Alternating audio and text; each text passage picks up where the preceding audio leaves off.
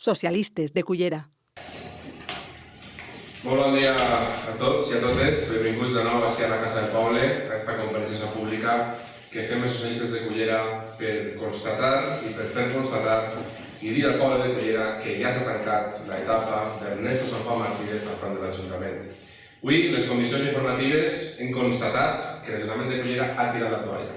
No va haver pressupost, no va haver un nou pressupost per a l'exercici 2011 fins que no hi hagi un canvi en el govern municipal.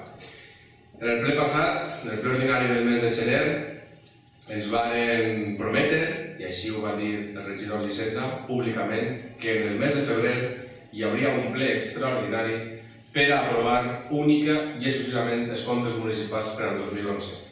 Doncs bé, a data d'avui, convocat el plenari municipal del mes de febrer per al dia 28 de febrer, s'ha constatat que aquest pressupost no existeix, s'ha constatat un nou engany, s'ha constatat el fracàs d'una política, de la política d'Ernesto San Juan i del Partit Popular de Cullera al front de l'Ajuntament. Patim una crisi mundial, és cert, una crisi que està afectant a molts països, que està afectant a moltes ciutats, però que així i tot, països com Espanya tenen els seus comptes aprovats, tenen pressupost. Comunitats com la valenciana tenen el seu pressupost. Ciutats com València tenen el seu pressupost. Xàtiva, Alzira, fins i tot Alaquàs, que justifiquen i diuen que tenen més deute que Cullera, cosa que no és certa. Alaquàs també té el seu pressupost. Sueca, Algemesí, Gandia, Elx... Qualsevol poble que té un govern responsable té els comptes aprovats i té el seu pressupost. Menys Cullera. Nosaltres, des del 2009, no comptem en un pressupost real que diga a la gent quan i de quina forma té que cobrar les seves factures.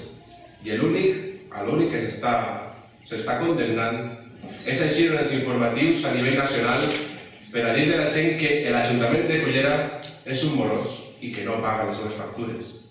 O que no ens queda diners ni per alimentar els patos i justifiquen fins i tot que tenen una dieta feta per un veterinari a base de patos de dacsa, que és de lo que s'alimenten aquests patos. Aquesta és la realitat que viu el nostre municipi i a aquesta realitat nosaltres, els socialistes de Cullera, la nostra candidatura i el nostre projecte es veu obligada a donar resposta.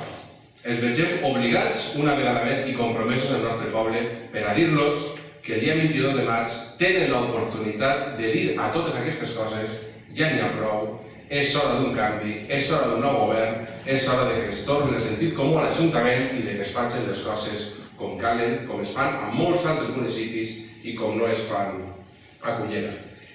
És necessari prendre mesures econòmiques. Nosaltres tenim un ambiciós pla econòmic que esperem, durant el mes de maig i el mes d'abril, donar a conèixer a la ciutadania per a que sàpien què volem fer els socialistes i què anem a fer de la nostra candidatura quan prenguem possessió del nou Ajuntament a partir del 23 de maig. Anem a donar llum i taquígrafs.